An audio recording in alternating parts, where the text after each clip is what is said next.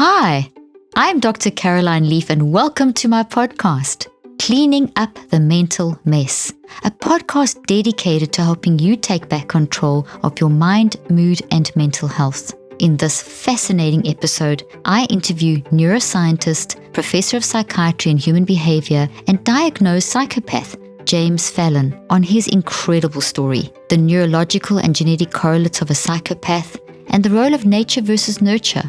In this episode, we explore the shocking discovery that he realized after years of studying the brains of psychopaths that he had the exact same structure, and how with daily practice and intentional effort he learned how to be a good guy. We really get inside the mind of a psychopath. If you enjoy my podcast and want to know how you can help me continue making them possible, please consider subscribing wherever you listen and leaving a 5-star review. And please continue sharing this podcast with friends, family, and on social media. And now, on to today's interview. Professor James Fallon, I am really honored and excited to interview you today. Your work, I love your work. As a fellow neuroscientist, I'm absolutely fascinated with your years of interesting research, from stem cell research, work in psychiatry, work with sociopaths and psychopaths, and you have a phenomenal story. A lot of people know about you, and I'm very, very, very honored to have you on the podcast today, so thank you. Oh, no, thank you, Caroline. Wonderful. Well, before we start, can you tell us something about yourself? Just tell my listeners and my viewers about who you are. They've heard your bio, but it's always nice to hear it from the person. And tell us something that's maybe not in your bio. I know you've got such a great story. So, well, I would say that, I was always interested in biology and the mind and all of that. I never remember not thinking about it all the time. So it's not like I had to, what am I going to do for a living? It's the same way my wife and I met, and as a girlfriend, I never had, who am I going to marry? I knew when I was 13, and I knew when I was 5 what I was going to do. So it was a natural sort of thing where, it's one of those kids that's always out looking for snakes and tadpoles and how things work, so that was always there. I didn't try to do anything. Many kids have this, and it's a great thing. You don't have to worry about what you're going to do, first of all. And you don't have to be motivated, because it's self-motivating, because there's a lot of things, not only in the nanocosm of the brain and how that works, but, beyond that, to the 6 billion years of just amazing evolution and the whole cosmos. So, it's all, you try to get your arms around all of it and really try to grasp it. And part of that, you always, it has a sense of, I don't know if it's spirituality, but religiosity, because I had obsessive compulsive disorder when I was young. And I was always obsessed with things that really had people worried, when I was just before going into puberty. But it helped me because I had OCD. I didn't have obsessive compulsive personality disorder. I knew there was crazy thoughts, but I couldn't control them. But I, used that as it slowly went away. I still have it, but it just helps me finish jobs. I'm obsessive about finishing things, so it helps your, productivity. Also after that, I went into about 10 years of panic attacks. And this has to do, in my case, with temporal lobe serotonin dysfunction. And it was a wild thing. When I first got it, was maybe 17, and I had to be taken to the hospital. You see my heart coming out of my chest. And I never got it when I was around people or anything. It happened by myself in the middle of nothing. So it really wasn't a generalized anxiety disorder. Because I can get out, and I always, even as a kid, could stand in front of hundreds of people and just start yapping away. So it wasn't, and I wasn't anxious about things or places, but it would just out of nowhere in the middle of the night or in the day. It's crazy. So that was terrifying, because you think that you're going to die within 30 seconds to 2 minutes. You're convinced. And I've had almost 1,000 of these, about 850, 900 in my life. They've slowly gone away. And I know how to control them with a carotid massage to control my blood pressure and heart rate, which goes absolutely nuts. And it's always associated with this gloom and doom, but a feeling of angst. Now, as this was happening, I think I was able to take that. Plus, I also had some mild bipolar, right? And the psychiatrists I know insist that I'm a bipolar that's always up. I'm never down. But bipolar is defined by the mania or hypomania in my case. And so, and it always gives you energy. So there's another thing, that mild bipolar, really heavy bipolar, it's an awful thing with mania, because then it's psychotic, or with the depression part. But the up part, I've treated as another friend, because it gives me constant energy and motivation and a very positive feeling, even though I can be obnoxious to be around. There's all this happy face, happy. And but panic attacks really got me looking at sort of a very dark sort of part of fear, the universe, and not existing, all this stuff that a lot of people get. But I got so many of these. It was just ridiculous. And so that's something that really helped me. And so I think what's not in my bio is that, genetically, and as my two geneticists, and one's a psychiatrist and another psychiatrist, looked at my genetics, they said, you probably shouldn't have been born. You probably should have been a stillborn. Oh my gosh. Those are nice friends. This is science friends, right? Friends. This is funny to us, right? But they really said you have the interaction of all these genes, mostly monoamines. It looks very lethal. And I said, well, in fact, my mother had 4 miscarriages and stillbirths before I was born. So she had our oldest brother, and then 5 years, and then me. In between, there's all these miscarriages. So as a result of those miscarriages, I was treated by my family, which is a very large family on both sides, Sicilian and kind of like an English family, and huge. And so I was treated like the golden boy, not for anything I did, but just because I lived, And there's another thing where I have kind of a funky genetics, and some of it's unpleasant, but everybody's got stuff like this. But on the other hand, but it's mostly, I think, the attitude, the positive attitude that I didn't come up with. I think it's just naturally part of the problem, the wiring. And so each one of these I took as a gift and something to use to give me either drive or insight. And this has really helped. And also a breadth of interest, you know what I mean? And I hate to use spiritual, but it's religious, because I don't even know what it means. And I have no sense of duality, which is part of one of the psychopathic traits, is you have no sense of duality. And so the real sense of right and wrong, I don't appreciate like most people, most definitely. And this is one of the traits that I have. But I don't think dualistically either, right? Because I don't even get it. It's like a blind person seeing for the first time, and you say, you really don't see.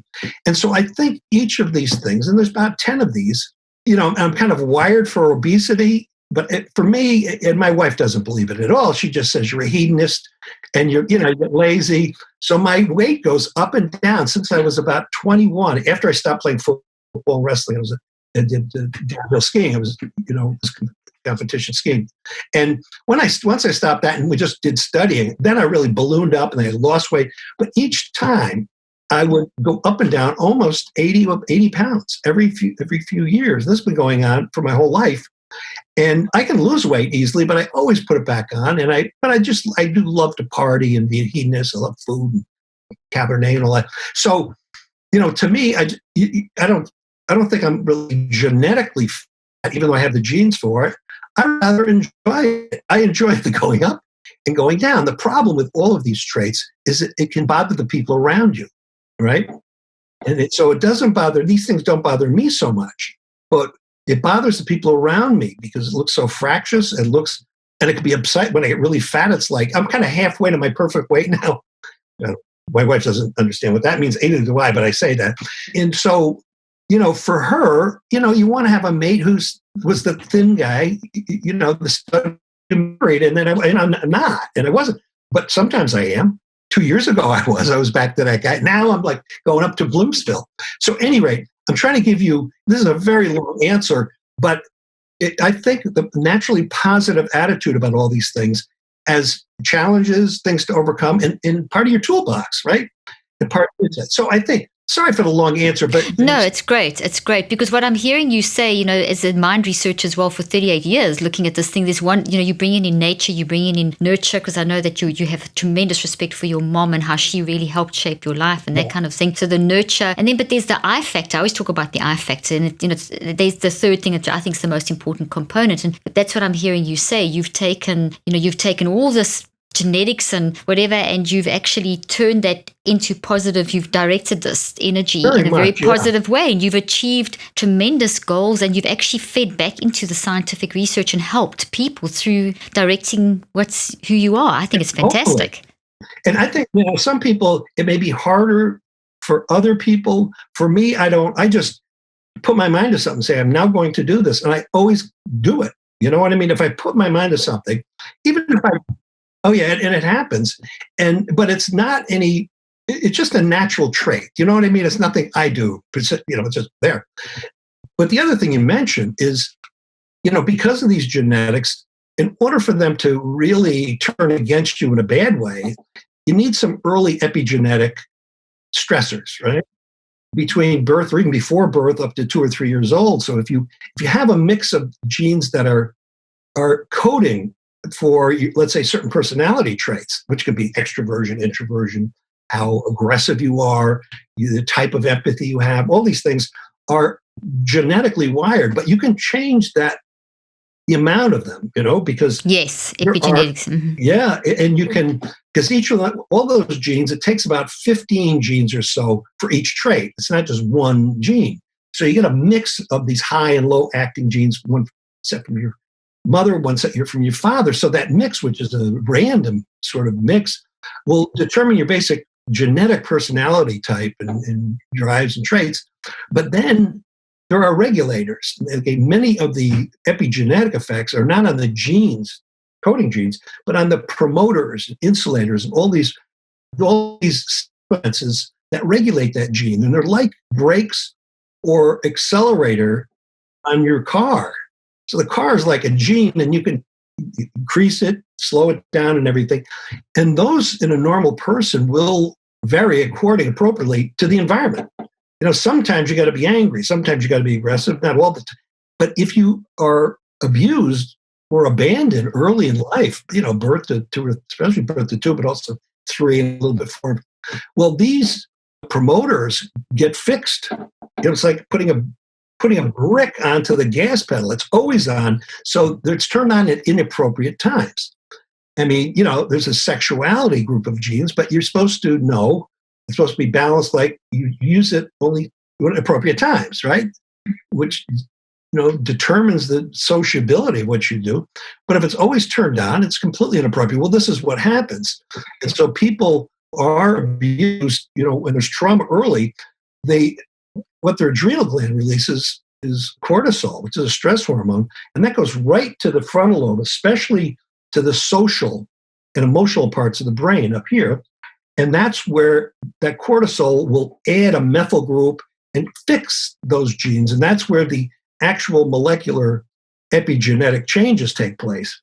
Normally if you get sick, if you get the flu, you get a temporary turning on of your immune cells and they get methylated. But after 2 or 3 weeks, they pop off and it goes away. So these come on and off. So this epigenetics occurs all the time, through your life, depending on your needs at the time. But this early epigenetic marks right after birth that especially affect, it's kind of a read of the hostility or kindness of the world around you. So if you're surrounded by hostility, you grew up in a really bad neighborhood, well, you are faced with, bullying, abuse, you see terrible things all the time, and your brain appears to get fixed by the stressors, so that you're then, the only way you can survive is by being one of them, right? And so this fixes you. If you're going to exist, you better be tough as nails. You better be violent. You better be reactive, impulsive, all these things. So it can be appropriate for the environment you grew up in. So whether they're psychopathic or not, or inappropriate, depends on the environment you're in. It's not the same for each person or each environment. So at any rate, with those, it turns out when I was brought up by not only my mother, but my aunts, especially on my mother's side. They all, my grandfather had come from Sicily and lived on the streets in New York from the time he was 11, 12, 13, lived on the street and really had to fend for himself. And when he finally met my grandmother, he met her. He was one of the things he did. He was a court interpreter for Sicilian and Italians coming to America and all that stuff, or in court cases. But he was also a musician. So we've got a lot of musicians in our family. It's probably from him. I'm not, but almost everybody in my family really like, well, jazz musicians stuff. Not me, but anyway, and a lot of it's from him. They have a natural sense of music. But at any rate, when he met my grandmother, she had come separately over from Sicily to New York just briefly and met him. He was playing a band. He was like a rock star, you know. It was like in that 1918 or 17, 16. You know, that's when they met. And he was never educated. And he told her, my grandmother, he says, I want to have a lot of daughters and I want them all to go to college. His family never knew about college, right? But that was his goal, and he made it happen. So my mother and all my aunts, all of them went to college, and they all went to graduate school. Can you? I mean, this is back when this wasn't amazing, just amazing. And they were all really smart and very funny, but they all started out kind of as teachers, and then went on to other business or whatever. But they all had a great insight, and they could read kids, and so. My mother and my aunts, that matriarchy, was fantastic because they treated all of their kids, me and my brother and my cousin, according to what that kid needed. They saw that they need. So it was a conspiracy of this matriarchy to make sure the kid is treated as an individual, depending on their read of what the kid needs. You know, some kids may need a smack in the head, some, you know, are snowflakes. So they knew this stuff. And we're just so brilliant about it. And also my father and my uncles and my grandpa, they were all added to this in a very kind, wonderful, and interesting way. And so I was raised by angels, really very smart angels. And I think because of that, all of this really severe genetic combinations I have, because the genetics read like a full-blown, you know, somebody very dangerous, right? And they knew this. And, you know, when I went to school, grade school, and then junior high school, they said, keep this. They told my teachers, because they were teachers too. They said, keep this kid busy all the time, because if he gets quiet, he's trouble. There's going to be real trouble.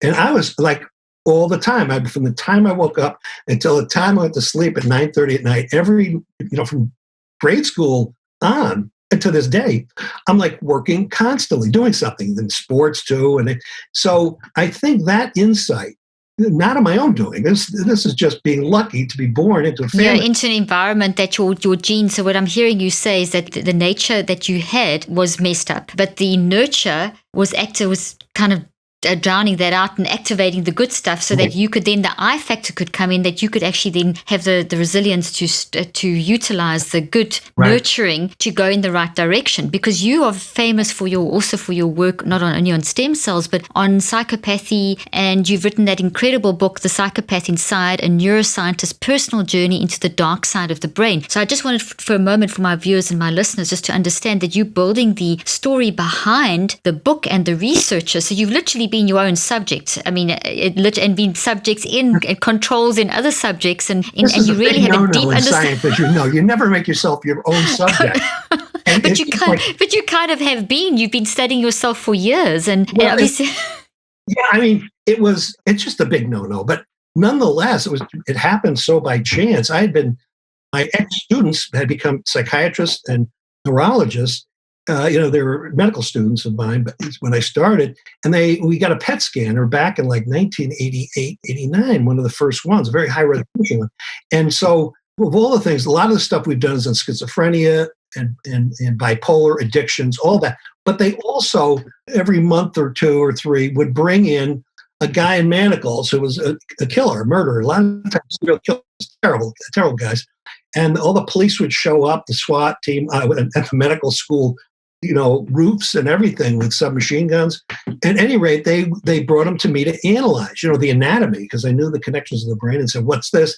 And I never paid much attention to it. It was one of many video games for me. I think the average person probably knew more about psychopaths or murders. It just wasn't a particularly, it was like anything.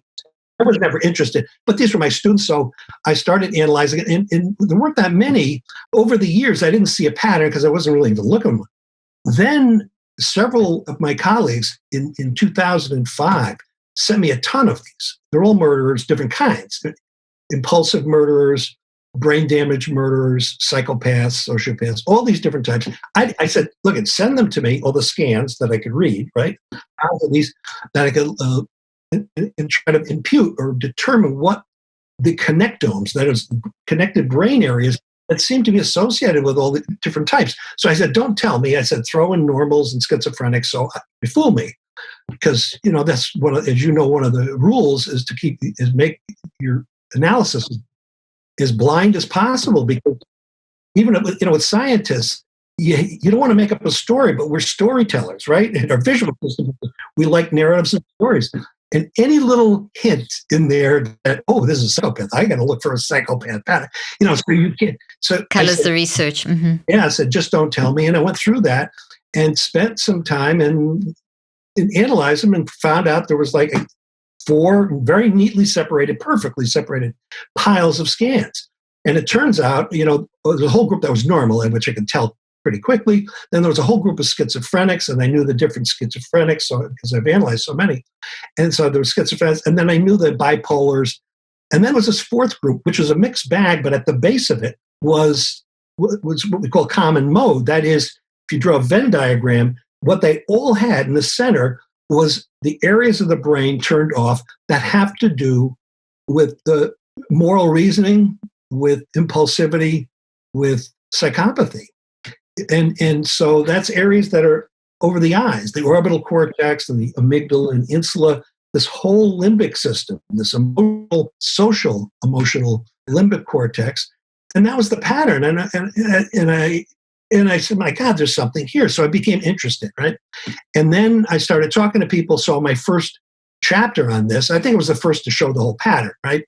But I didn't follow it up because we're doing so many other things, really. I didn't want to, if you commit to, let's do Psychopaths now, it's like 5 to 10 years of complete commitment. So I didn't want to do it, right? It was like, okay, here, somebody else who could do it better, and they did, but the basic pattern was there. So I saw that, and then I started talking about it, and I gave a couple of talks, and then from 2005, 6 to 2008, 9, at that time, at the end of that time, the TED people asked me if I wanted to give a talk, and I said, well, yeah, I have the stem cell story about the bias against adult stem cells, because people wanted it, the funders wanted embryonic stem cells, all this stuff, and about the bias in science, and they, oh, that's good. Do you have anything more interesting and personal?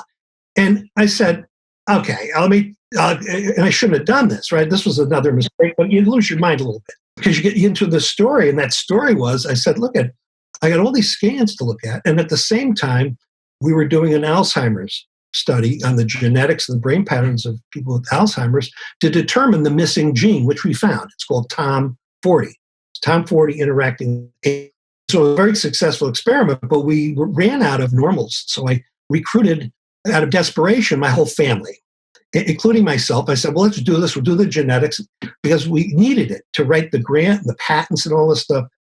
This is the second thing you're not supposed to do. You don't work on yourself and you don't get your family involved. But, so I did that. And in doing that, when I was brought the results and I looked at it, and the technicians brought all these scans, because I had all these murder scans on my table that I had just going through and checking. And they bring in my family scans. It was a pile of these printouts, with all the red color, the blue, this is too active, this is not active enough, and all the differences with normals and all this stuff. And so I'm looking at that, I went through, and they all quickly, I knew that they looked pretty normal. So I was very happy. And then I got to the last scan, and I looked at it, and I said, okay, guys, it's very funny, the technicians. I said, you slip one of the psychopaths in here. I know what you're doing. You busted my chops. And it's very funny. And they said, no, that's one of your family members. I come on. I said, they swear to God. And I said, check the machine, computers, the machine, all that. And they came back, and both of them, they said, we're not kidding this time. This is somebody in your family. So I said, so I had to break. I said, look, somebody in my family is dangerous walking around in open society. This is like a pure psychopath pattern. And so I had to break the code, Yeah, break the double blind, yeah. When I broke that, I peeled back the name, and no name was on there. It was mine. So that was that in 2006, I think that happened, wasn't it? Yeah. When you did that, yeah. Yeah, do that.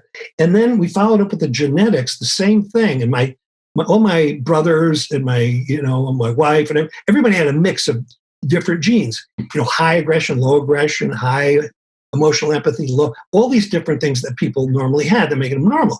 And I got again to the last group of genetics. I said, oh man, was the same thing because I had all the genetics of all the warrior genes, extreme aggression, 0 genes, there's about 15 of them for emotional empathy. I had the genes for cognitive empathy, but not emotional empathy, which is usually what people want. That's what they think of empathy, is this kind of, when you're crying, I'm crying, you're happy. You actually feel what the other person feels, and it's what you want in a mate and a best friend. You move together. The other kind, this other major kind of empathy, is cognitive empathy, which is, I know what's bothering you. I don't feel it, but I know what it is. That what people are feeling, but you don't feel it. And so I have a lot of that. And that explained why people from the time I was young, especially why they did what they did. Mm-hmm. Like my wife's friends, their girlfriends were always coming to ask me what they thought. They had problems because they knew I would never cry, and I would just listen to their problems. And this has been going on my whole life, which is I'll listen to problems, I just never get emotionally involved at all.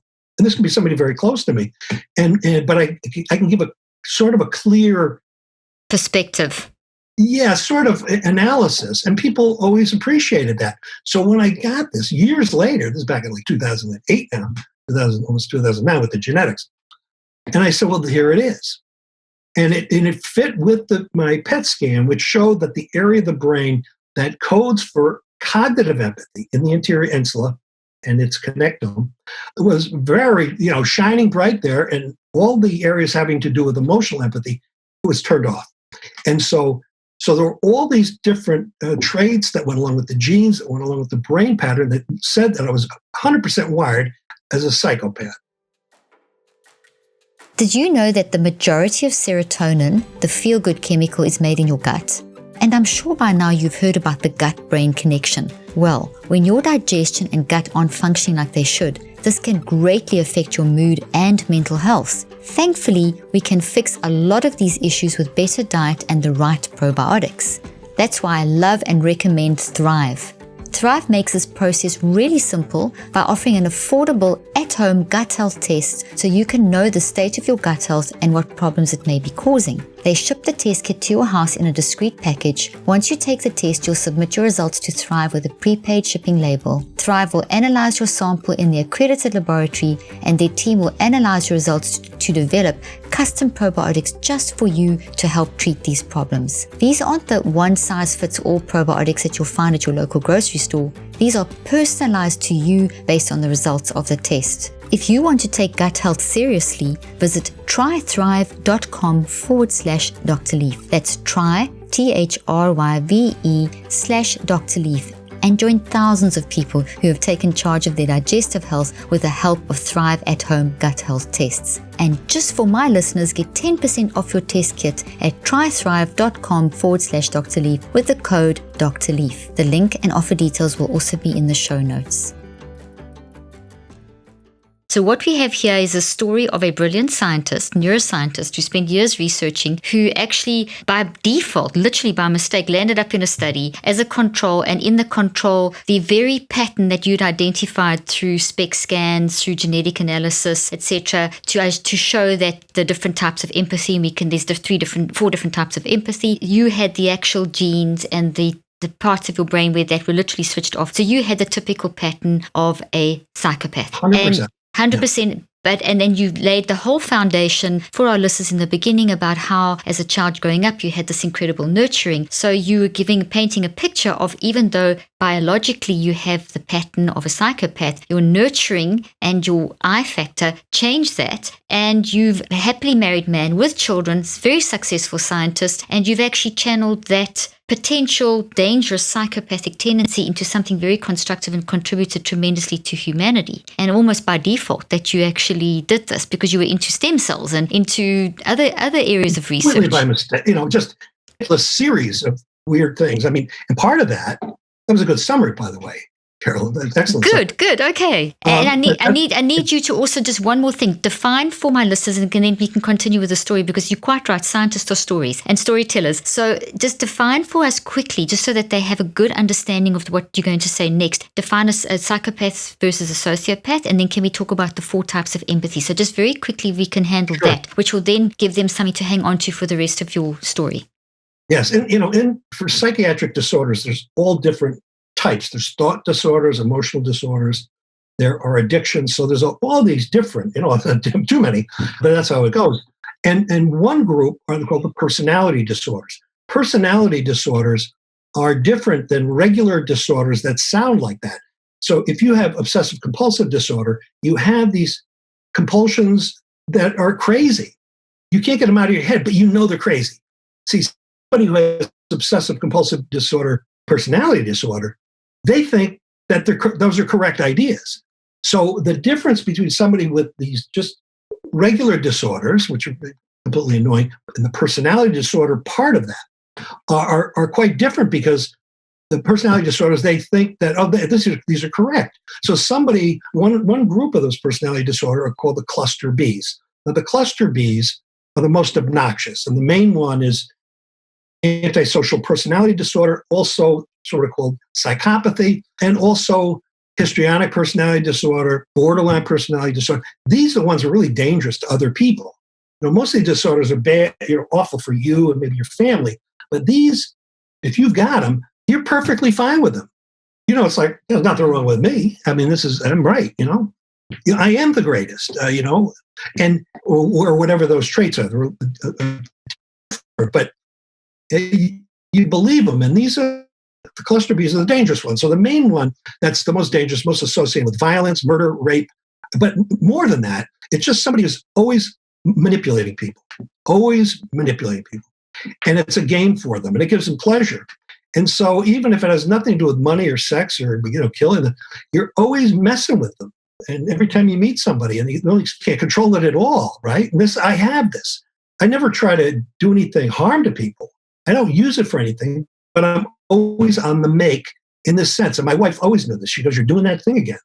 Because over there telling stories, I said, "But the stories are true." She said, "No, but you're manipulating these people." So she really knew. And it kind of pissed her off, because I'd always go to a bar or a party and always be surrounded very quickly by young gals, young women, and to be telling them stories. Not because I looked like I should be to talk, for a young gal to talk to, but I had stories, and they came off as credible and very interesting, and they were true. And so, but it would drive her crazy. Well, this is the thing, is somebody like that, and it's really has put her and other people off, but it happens completely naturally. Now, the other thing is I can read because of this cognitive empathy, I can read what they're feeling.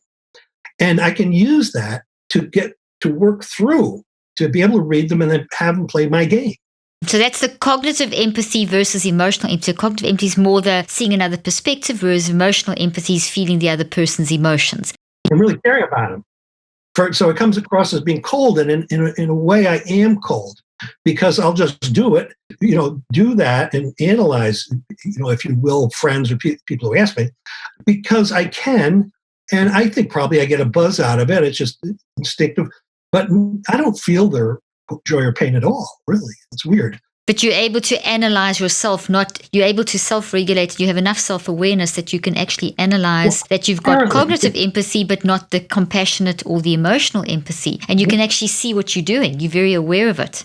Once all this biological data, the scans and the genetics came through, then I had this analyzed, right? Psychiatrically analyzed, and a couple of psychiatrists, some of who really knew me well anyway, they knew all the stuff, the pranks I'd pull. So one of them summarized it in this way, very briefly. So here's a guy who has all the traits of a full-blown psychopath. All of them. He simply never acts them out. And I don't. You know what I mean? I don't act out what people would find, the aggression or anything. I don't hurt or flee, right? I can get mad, but I can always control my anger. Nobody, you can't get to me, right? Sorry to interrupt you, but doesn't that go to the fact that your I factor, you've overcome your biology? You've actually utilized your biology for good. Exactly. Probably that's true. And the one psychiatrist said he's never seen that in somebody that had all the traits but could absolutely control it. And it was curious, right? Now, because I have no ill intent. I'm not mad at anybody, but also I have no reason to steal money. I have no reason to go out and pick up women, and I have a wonderful. So just so happens I have all these psychopathic traits, but I have a wonderful life. There's no need to. It'd be stupid. It's like these guys, like psychopaths, who do this stuff. well, complete losers. I mean, you have to do it. Can't you just go into a bar and tell stories or something? Yeah, channel it in the right direction. So you've actually got it. That in itself is a breakthrough, just how you've managed that, because a lot of people will ask, and that's one of the questions I wanted to ask you is, can it be overcome? But you demonstrate that obviously the factors were playing, the dice was rolled in your favor, and that you had the nurturing. But there are people out there that I bet you, if you go and do all the analyses, you're going to find they have the same combination of psychopathic tendencies, and they're not murdering people. They also have channeled that into to being leaderships. Yeah, borderline. Sorry to keep, you're asking great questions. I just want to answer them. No, go for it. And so there are, most psychopaths don't kill or maim or rape or do any of that stuff, but they manipulate. They all manipulate, especially borderlines like me, is full-blown psychopaths, that score like 40, 35 to 40 and 32 to 40 on a hair test or on the PPP for regular people, not, they're very dangerous people, right? Some borderline psychopaths, I score under 30. So technically, I'm not a psychopath. I just get that close. I'm not, that close, but apparently enough. But then scales do have variability. So and things do change. So, yeah. So being lucky enough not to need to do this stuff, right? I mean, that's part of it, but also being brought up in a nurturing way. So I take all of those things, all senses of aggression, I turn it into, how I play sports and how I play bridge and Monopoly and Scrabble. I'm very aggressive and pain in the ass to play with because I have to win all the time. So there is that, there's that residue there. I wouldn't even let my granddaughter beat me in Scrabble. It's really, it's bad. They're all good with it. They can all play. They're all great at this stuff. And they're all going to beat you. They're all going to. That's going to be their goals, to beat you. So. And of course, I'm hoping for that, but I'd never let them win anything. Anyway, you can take that trade either way. But also, when after this happened, I got analyzed. I asked to do this TED Talk. I gave that TED Talk and talked about this, and that led to hundreds and hundreds of interviews and talks at Google Zeitgeist and Google Camp and CNN, PBS. I mean, everything you can imagine. The only news group, the only system that's never asked for an interview is Fox. They're the only ones. I mean, all over the world, because I've done so many. Yeah, it's hilarious. And a friend of mine who's a really very well-known producer, up in LA, he goes, well, he said, Fox, he said, to them, because I do, done interviews with the people that do like medical stuff on Fox. They said, well, see, to Fox, biology and medicine is like what antibodies are coming out to treat this, COVID. It's all very practical sort of stuff. What we're talking about not what we're talking about deep stuff. We're talking about that's right. Stuff that is very important to talk about, because we have to also, because it explains so much about human nature. And I think what's really appealing to people about you is the fact that you take your own story and you've turned that around into something that you can learn from and everyone can learn from. It's almost like you're fascinated with yourself. And I think people love that. But it's also very narcissistic. You're right. Yeah, it's also you not only so much that is that you've actually give people hope, because it's at the back of people's minds, and that's one of the questions I wanted to ask you. People are very drawn to, whenever, as you know, negative things draw people's attention. And I mean, I have my own theory on why that happens, but I'd love to hear your theory on why people are so fascinated with watching murder stories and listening to murders and focusing on why do people do evil stuff, that absolute fascination. Can we talk a little bit about that? And I also want to talk... I think, there's the... Let me take like an example of anybody who's seen the first Mel Brooks film, which is Mrs. Soulful, and with Diane Keaton. And Miss Soulful, he's in for murder in this jail in Pennsylvania back in the 19th century. And the wife of the warden, he falls in love with him and runs away with him, and it ends poorly. And it's this idea in storytelling that people want to be a lion for a day. And the lion for a day, and this attracts women, because they, a lot of times, regular, normal women, almost every women are normal, they're all different, but nonetheless, they want to lead like a righteous, productive life, have a family, but in the back of their mind, they all want to have that devastating affair, that one day where they do something so crazy. And a lot of times it ends poorly, right? So they want to be a lion for a day. That drive for freedom, if you will, and to be crazy. And it's partly sexual, but it's partly just breaking away any shackles whatsoever. I think that's part of the draw, especially for young women and even older women. That's really that plays into it, because they want to have that one day where they hope they don't get caught, but it doesn't end well too many times, and so that's not a great positive thing, but I think it's one of the drivers why people are fascinated.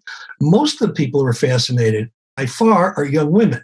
So teenage women, I always get calls from groups of teenage women doing papers up through about 35. And they're just fascinated with the psychopathy, and they watch all these shows. They know more about them than I do. I mean, I'm an advisor on some of these shows, these crime shows, right? And they know more than I do. I really do. So I say, you tell me. But I work with the writers and the producers to try to get it right, to try to get these characters, which I did with Bryan Cranston once at Soho. He and I talked about, almost about 1,000 people about these characterizations of bad guys, because he just finished Breaking Bad. Anyway, he was great about it.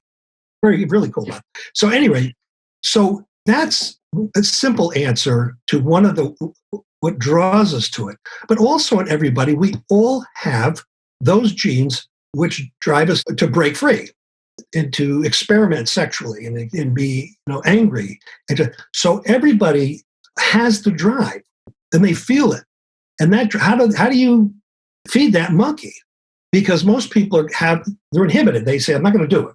But I'm not going to just take control. But this builds up, and it's always in the back of their mind. Well, how do you safely process that and deal with that? Well, you watch a lot of murder films and murder. You're very fascinated with killers. I mean, awful people. And I've dealt with these, and all these some rapists and pedophiles I've talked to. I mean, it's unbelievable. But there is a drive to get close enough to it to smell it. You know what I mean? But be safe. And of course, film, TV is a safe way to do it. And you can still sort of, it's like seeing a scary movie. You can still get that buzz, epinephrine and the epinephrine buzz, and norepinephrine buzz, but stay safe. And so just for a moment, you're reliant for a day. So I think that's a part of this. I'll stop there because there maybe, okay, is that? And that's for male and female. Would you say that that's male and female? Well, males are sort of encouraged to be naughty early, more than young girls. That's sort of social process for thousands of years, and where they're raised. Now, the boys have the same sort of things and everything, but they're allowed to go further, right?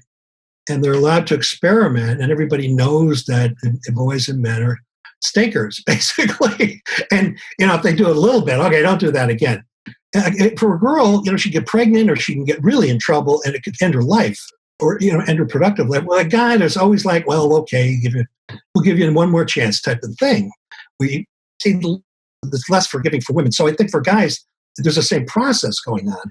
But guys can have, in growing up, they can get closer to it and sort of become involved with that. And in fights and in sports that are really, some women do this, of course, but I mean on the whole. And so it can always be sort of supercharged and then dealt with and released by the behavior, or in the case of many people watch film and getting all, amped up and nervous and crazy like that. And so I think that's part of the attraction, but it's also that inner drive, like, I know I'm a bad girl inside. I know it, and I want to know more about this. So how do it's make me crazy? And they don't realize that everybody's got that, right? They're having that thought. And so that the devil inside is how do you process with that? How do you deal with it? And I think the fascination with serial killers, with the shows, the movies and everything is a way to deal with that. Interesting. So it's inside of us, and it's a way of processing by watching this. Now, I would come at it from, would you like my point of view? Absolutely, yes. So as from the mind work I've done, I come at it from another angle, that the empathy and being wired for love, for want of another term, is our norm. So when something out of the norm happens, it attracts our attention. And it's like, how could that? Because it's so out of the norm. And that's what draws us to the serial killer and the... Be in line with that anything different catches our attention. Catches our attention, yeah. It's a fundamental perceptual thing. Anything you keep seeing over, you kind of erase. Anything different, difference. You notice it. Because something fundamentally true, yes. So people, for example, on a Facebook or Instagram comments, people ask me this all the time in the work I do. There'll be 50 great comments and 2 negative, but the people will ignore the positive and focus on the negative. And I always give that answer that it's so abnormal. That's why it's drawing your attention. It's like, how can people think like this? The current things that are going on with racism and the awareness now. It's just this, how can people do this kind of, because it's so out of the norm. Yeah, so society has a constant train wreck, a car wreck where you're always, where's this going? What is this about? We're naturally drawn to it, but, we're wired to be drawn to it because these are things that can harm us, right? And you better know about it. And so if you don't have that, you're completely naive. And then exactly, you're in danger's way. So there's the wiring part. So you've got to learn about it. So there's a fascination to learn about it for protective instincts, for kind of getting rid of that toxic energy or that whatever, and then also because it's so out of the norm. So there's a multiplicity of reasons why we get drawn to it. And some of it's wired very early. This is why Plato was correct. Socrates, Aristotle, everybody. Well, for the last 2,500 years, what most of you have been handed is not true.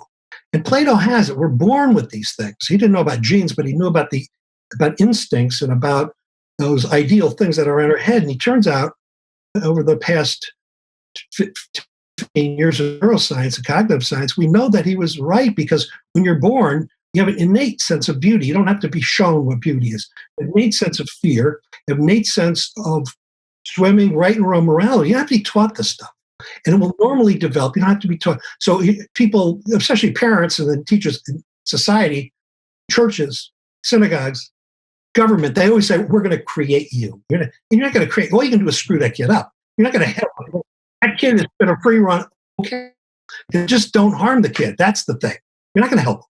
Just let them go, let her go, and be themselves, and they'll be fine. That's, not everybody will, because there are some things that happen, but by far, letting them be themselves is really the most productive thing to do. And because we're all tuned different, and our sense of danger and interest is different, well, you find that niche, and that helps you survive and thrive and really enjoy, the planet. And so, yes, I agree with everything you're saying. And those things work together for sure. I mean, there's a bit more to it, but not too much more than what we're saying. I think we put our arms around a large chunk of that. Are you looking to take your mental health healing journey to the next level and find sustainable solutions to some of your biggest struggles? Then join me at my 2020 Virtual Mental Health Solutions Summit, December 3 through 6. I will be joined by amazing guest speakers like Dr. Daniel Amen, who will be sharing some strategies on how to stop those automatic negative thoughts and keep your brain healthy, and Dr. Henry Cloud, who will be discussing when and how to set boundaries and how to enforce those boundaries. I will also be joined by Dr. Nicole Lupera, who will be discussing how to heal from childhood trauma, secondary trauma, and more. Dr. Will Cole will be sharing some great tips on how to reduce inflammation in our brains and bodies, and what to do and eat for optimal mental and brain health. Finally, my good friend, singer, and member of the hit group Destiny's Child, Michelle Williams, and I will talk you through how to make brain detoxing part of your everyday routine. There will also be sessions on how to stop overthinking, how to deal with toxic people and words, and so much more. We are also pleased to be offering CME and CEU credits. For more information and to register, visit drleafconference.com. That's DRLEAFCONFERENCE.com. The link will also be in the show notes. I think that's fantastic how you've explained that, and I think it's also just what you said, the nurturing thing in the beginning, the way you painted your story, the way that the matriarchy and your patriarchy in your life brought you up was to allow you to find yourself, but also to give you boundaries, that recognizing what you needed and allowing you to function within that, and enabled you to direct your energy in the right way and to use your traits in the correct way. And you ended up being a massive contributor to society, but it could have gone the other way if, as you say, you were abused emotionally or didn't have those needs met. So it sounds what you were saying, someone who's got that psychopathic or sociopathic, which is, and maybe you could define that for us, but if you have either of those tendencies, the nurturing is incredibly important to help release the ability to direct that energy in the right direction. And you talk about leaders as well and having those kind of tendencies. So could we do that just in I mean, there's so much we can talk about, but just to kind of bring this discussion, our first of many discussions, I hope, to an end. Let's talk about the difference between a sociopath and a psychopath. And everybody in every group has a different definition. They're all different. I'll tell you. I see that. Yeah, that's what I'm asking you. And it's more Cleckley, and this goes back a long way. That person who described it first, Cleckley, wrote first about psychopaths. But the idea is, the way to look at it is what we've been talking about as a psychopath. Now, is psychopathy, these personality disorders. You think you're right. You think your thoughts and what your actions are the right things. In that sense, they're moral, right? Because so this, I do this, and a lot of psychopaths do terrible things. They'll not think that's immoral because there's no morality there. So they think it's it's just what happened, and so the psychopaths who are created early, and you have to have looks like you have to have the right set of genes, and then be abused or abandoned early. That combination will then set up a lifetime of terror, and it can either be narcissistic personality disorder or psychopathy or some other pernicious thing. But that's wired early. And so the kid ends up thinking their urges and actions and thoughts that are very antisocial are okay. And so in that sense, they're not immoral at all. A psychopath's not immoral. And, when they do something, there's no sense of anxiety or remorse. A psychopath's caught doing something and they get away with things with the police, anybody, because they have no tells. Because they don't feel really guilty. So they'll say, and so they get away all the time, either from being caught by a mate, it's the old line of who are you going to believe, me or your lying eyes, right? But also with the police and everything. And I knew growing up, one of the things that I think some of the adults around me saw from the time I was young, I would do things, we'd just get involved in stealing cars. We'd always bring them back, simonized and full of gas and everything. We did a lot of things, starting fires and everything. But it was never with an intention to harm, but it was there, right? And I never had a sense of immorality, but other people did, right? And so there's something wrong with you. And what was wrong? Not that I was a little boy being a bad boy, making explosives and doing all sorts of stuff. It was that I thought it was okay, in which I really did. It was just for fun. I was having fun. Now, so when I got caught doing things, and it would always. One of those guys that would organize over teenagers and in college, hundreds and thousands of people to mob around and move around and torment the cops. And this happened all the time, but it was never to cause destruction ever. Right? But it was fun. This was like fun. You saw it as fun. Mm-hmm. Yeah, absolutely. And it would I think it would bother me if I thought somebody's going to get hurt. So it was all, but people do get hurt, right? And but to me, it was like, oh. Those are the odds. That's the way cookie crumbles. So whenever that would happen, and I'd be caught with the others, they'd interview me because they said, well, he's the ringleader. And I'd talk to him and make cops laugh, and they'd always let me go. And other friends, we'd spend the night in the cooler because I didn't have any anxiety, any sort of lying tells. Like I didn't care. That's a key thing. This makes psychopaths, one of the things that makes them so dangerous is that they don't have tells, or it takes a long time to find those tells. Expert liars and manipulators. Now, and they show no remorse. There's no remorse, no guilt or anything. And what they think they're doing is matter of morality. It's not even a factor. Now, a sociopath is usually something like the young loser, the person who thinks he's a young loser. He's mistreated. He's bullied. He could be or she could be 8, 10 years old. They may or may not have the genes for this, but they're bullied early and they spend the rest of their life getting even with the world. Or the person or group of people who they see as causing them and their family or their country great pain. This is where terrorists come from. This is where the sociopaths are. They always say, because there's a reason for it. And when they're caught of doing something, they do have remorse. They do have anxiety. And they're easy to catch. But what you often see is like an older psychopath gathering up young, pissed off kids, right? Teenagers. That's what Charlie Manson did. They always tried. I remember in creating the story in the news cycle back then with Charlie Manson, these are just your average middle-class kids. They weren't at all. These were prostitutes. They're all druggies. But they tried to make it seem like this is your kid next door. They weren't. And these were people who, like Charlie, was abused early and came from some bad genetics. We don't know, but we can tell by everybody in his family. He was a psychopath, probably. We don't have the scans and everything. But the people, his family, were sociopaths. And they were pissed off they're going to get even with society. A lot of times when you find that for like these kids, these shooters, well, they'll go and find their tormentors, and it could be little geeks, and so they go get all the football players, or they get or they'll hate people that they see as their tormentors. So if there's the good-looking country club guy, even though he's never done anything, he represents that kid in college that either A, wouldn't date me, or B, bullied me, or all of these things. So they become icons and memes in their head, and they spend the rest of their life hating him and getting even. The guy, a young boy, always liked a little blonde girl with the hair part in the middle, and she embarrassed him, and they wouldn't go out. Nothing. Here's the guy that's going to go around making life very difficult for blondes with their hair part in the middle, because these are the tormentors. That's more the sociopath. Sometimes those can be treated. They can be treated with cognitive behavioral therapy, and not all of them, but then they tend to grow out of it. Psychopaths pretty much is untreatable. I know there are a couple of groups who say, well, it's treatable, but it's never lasted. You can temporarily change. It's like watching Oprah Winfrey gain and lose weight over 40 years. You can't say she doesn't have a great mind and a great willpower. She does, but she goes through the cycles, and this is true with people with psychopathy and sociopathy.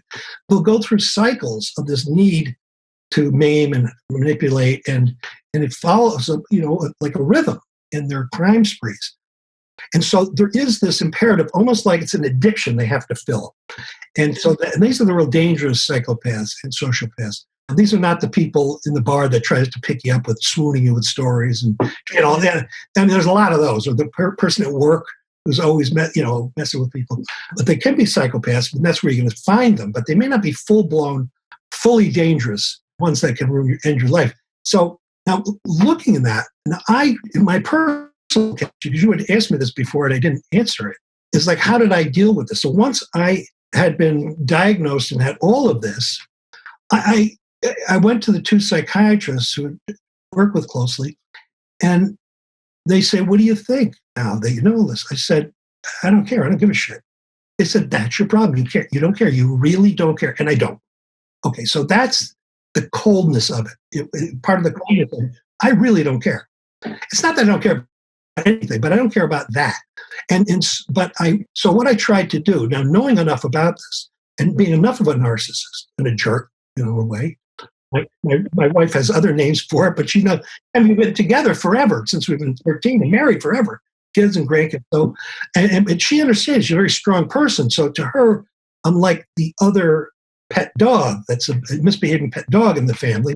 And then sometimes I won't slobber or anything or embarrass her. So, but at any rate, so what I said I'm going to do, and I thought to myself, now that I had been diagnosed and I came back, I'd given a talk with the Prime Minister of Oslo, his bipolar in Oslo, and had showed how we do it, how we have these techniques to find out the genetics and for these different disorders. And that's when I first found from all these psychiatrists who heard the talk, this public talk I did with the Prime Minister. They said, you know something, first of all, you probably have bipolar and you don't even know it. He said, you're just up all the time. I go, right about that. But he said, also, we want to talk to you afterwards. So I went and met with them after the talk for about 3 or 4 hours, and we were drinking together. And they all were just kind of analyzing. At the end, they said, you're probably really close to being a psychopath. It's the first time I took it seriously. This first time. And all the other times, so when I came back home, I said, I'm going to fix this. I said, I'm so good at what I do. This is a narcissism. I'm so confident. I'm going to use my own narcissism to beat myself. So I'm going to be I'm going to be the predator myself. And this is what really went on. I said, I'm going to beat this. But it wasn't me trying to be good. It was me trying to win, except that I was the enemy this time, or the opponent. And so I spent the next couple of months every day in my interactions with my wife, making sure, because I started to study my friends who were in the same position as me and noticed that they were doing good things selflessly and without anybody noticing. And I said, they're really doing it for good. And they're not doing it to get anything. There's no con there. So I said, okay, now how do I do this? So what I did was I watched what they did, and they were good roommates. They're good mates, not just good lovers or husbands or something like that. But they were, when it came time to clean up, they would help to clean and cook. And when I poured the wine, when I'd pour wine for myself and then the bottle at my wife, I started to do the opposite. I started to pour hers, wait, and were patient. I went on every day, and I had to cognitively do it and force myself, and was driven mostly by narcissism, but also kind of as an experimental test subject, just the science of it, right? And could I do it? Could I do it? And so I spent a while doing that, and after 2 months of doing this, which was doing other things too, not just roommate friends, when she maybe had her aunt died, I'd go to the funeral. I never do that. I would always get up an excuse and end up at a bar down in Newport Beach. It's a dive bar down there, and tell them, well, I had a heart attack or something. And I started to go to all of these events that a normal person goes to, funerals, wakes, pains-ass things to me. And I started to do all of them. Well, at the end of 2 months, she goes, what the hell has come over you? I said, what do you mean? She goes, well, you're like a really nice guy. She says, you're like the guy I knew, when we were 16 or 12 or 18. You're like a really nice guy. And I said, look, I call her D. Her name's Diane. I said, don't take it seriously. This is just an experiment. I'm trying to see if I can do this and to manipulate myself using my own narcissism to do it. And she said, keep doing it. I said, you don't care that it's phony? She goes, absolutely not. So I just like you treat me better. That kind of floored me. I said, is that it? People just want to be treated better. Respect, nice, simple things too. Some bigger things, but very simple things day after day. And that's how I did it. But the thing is, it was 3.5 years ago. I started 4 years. 4 years ago. I still have to do it every day. I have to think about it. It does not come naturally. And what I found out, and I tried it with other people I knew, friends and kids, they all noticed this. And then I broke the code and I said, no, it's just me manipulating myself and everything. But they all were very happy with this, even though it was phony in that sense. They said, you're trying, you're doing it, and you're really acting better. And I don't act badly. I'm just don't act good. No, but I love what you're saying. And just to sort of summarize what you're saying, and I just want to respect your time, and I want to say that we need to continue this conversation. I'd love to invite you back on this podcast. But for this particular time, I want to actually add power, what I think is another layer to what you've just said. It is powerful how you use your own ability to self-regulate, to actually self-regulate yourself. And my research has been in the non-conscious, conscious mind, brain, mind stuff. And one of the things that I have spent years researching and teaching people through my practice and whatever, and research and books and techniques, is this: when you have self-awareness and when you self-regulate, you're using your mind to retrain your brain. Your brain just has to do what your mind tells it to do. And you kind of, even though I'm not talking about, it's separate but inseparable. So you've actually done that. You chose to be self-aware. You chose to use you've been almost harsh on yourself to use your narcissism to manipulate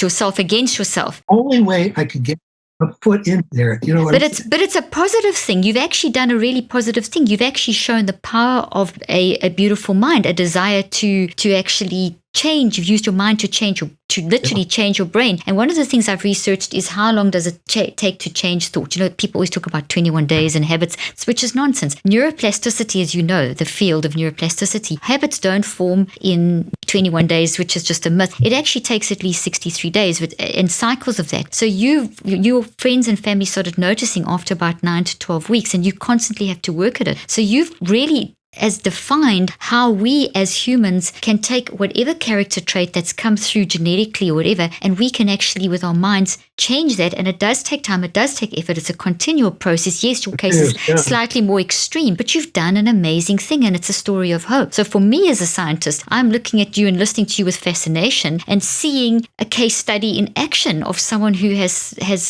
been self-aware and self-regulated. So I want to say that's amazing. I want to congratulate you and say to you, like one of my, just listening to you, I feel like the research I've done has been fulfilled, So thank you so much. That's it's useful. I love it. I love what you've said, and I'd love to interview you more, but I have another interview to do. So I would love to invite you back on the podcast. Sure. I think it's been amazing. I think you've absolutely, what you've done is a message of hope. You may not realize that, but it is that's why people are so fascinated to hear your story, because you're giving hope to people. So I want to say thank you for that, even though you may not have thought about it like that. It turns out we're not. I always thought we were our genes, and it turns out I was wrong. You can overcome your genes. Yes, you can overcome. But you got to stay at it. You can't. It's not like losing 20 pounds and then going back to your habits. I have to do it every day. You have to do it every day. Mindful. I have very mindful of it, and that's amazing.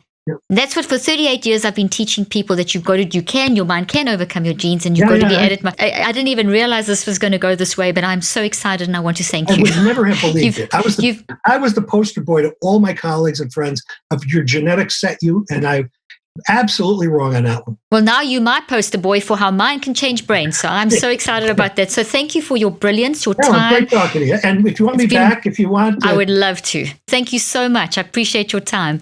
Thank you. I hope you found today's podcast interesting and helpful. If you want more tips and help with managing anxiety, depression, and mental health, be sure to visit my website at drleaf.com and to sign up for my weekly newsletter, where I also include a schedule of my speaking events and so much more. And follow me on social media. I'm on Twitter, Facebook, and Instagram. Just look for Dr. Caroline Leaf. Also, I love seeing all your posts on social media about this podcast. I love seeing what resonates with you and what you've learned. So be sure to continue posting and tagging me and letting me know what you think and how these tips worked out for you. And don't forget, leave a review and keep spreading the word about this podcast. Thank you for joining me today. I really hope you learned something new and helpful. Till then, I'm Dr. Caroline Leaf.